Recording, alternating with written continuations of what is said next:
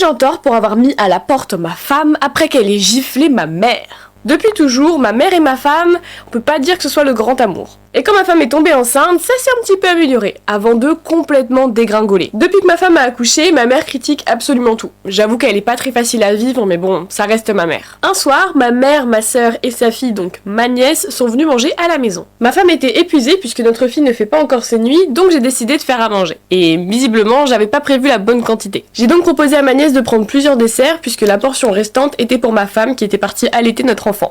La fin de repas arrive, ma femme n'est pas encore redescendue, donc j'essaie de sortir avec ma sœur histoire de fumer une petite clope et de discuter. Tout se passait plutôt bien quand soudain j'entends des hurlements, des cris venant de la maison. Alors avec ma sœur évidemment on se précipite à l'intérieur et là je vois ma femme et ma mère en grosse embrouille. En rentrant, j'ai très vite compris ce qui s'était passé.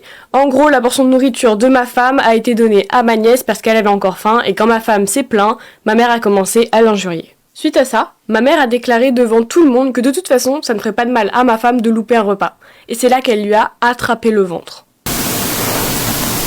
En réaction directe, ma femme a pété un câble et a giflé ma mère. C'est là que je suis intervenue et que j'ai demandé à tout le monde de sortir de ma maison. J'ai regardé ma femme droit dans les yeux et je lui ai dit « toi aussi ». Elle a eu l'air surprise mais a pris notre fille et est partie. J'avais juste besoin d'espace. Sauf que les jours se sont écoulés et que je n'ai pas eu de nouvelles.